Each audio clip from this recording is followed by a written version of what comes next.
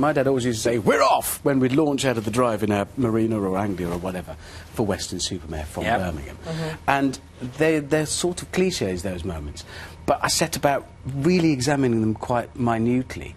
I'm a bit nervous because I hope people go along with it, because it is quite... What are you nervous about? Because we mess about usually in what I'm doing. I'm loud and brash and mess about in a car. This time I'm being quite sensitive.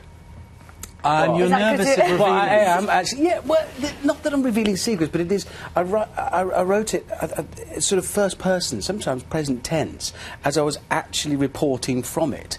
Right. But I actually use the word, I am reporting from a whole different landscape. Because if you remember the texture of the seat, the vinyl of it, examining that closely, the way the lights snake past the window if you're driving at night, the way the hair would lie on the back of my dad's neck, and then what you think about. I'd dream of, for some reason, I'd completely forgotten, but I always used to dream of being a cartoonist, drawing for comics. And that all came flooding back, or of being an astronaut. And by sort of thinking yourself back into those moments in your past, whether it's a childhood journey to the seaside or just cycling to school, you can sort of sneak up on yourself unawares and really recapture what it was like to be 8 or 14 or 11 or 16. I wonder whether Journey's... Look at you. Is that your first set of reels? Yeah, thanks for putting that on. That's great. Thanks. Great shorts. Yeah, great. Yeah, all right. Let's look at something else now. Anything? Yes, worse. Oh, that's worse. Which one's you? You're the one on the left. I'm not the tall one, am I?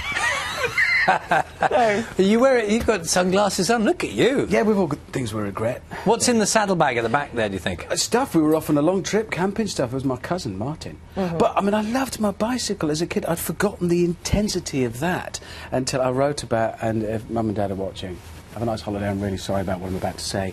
But I was so lucky. They bought me a bicycle for my birthday, and I knew they were going to. It was my first ever new bike. I was 11. And I used to walk down the high street in Shirley, where we were regularly. And in the bicycle shop there was a beautiful bike. It was charcoal grey.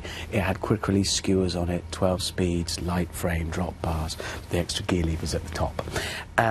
And next to it was a slightly cheaper one. And they bought you that one? Yeah, but I wrote about how I used to stand with sort of... I remember itchy palms, looking at the way the lugs were brazed onto the frame to connect the linkages for the gears and every detail of that bike is imprinted forever in my mind, and I wrote all about that. And then the moment when Dad said, maybe you should go downstairs, son, and see if there's anything for your birthday. And I knew it was a bike. So I ran downstairs, and as soon as I opened the door and saw the first flash of red, I knew it was... I'm really sorry. That's not Did you go through the motion of pretending that it was I managed that. That was a good early lesson in, oh, thank you, that's brilliant.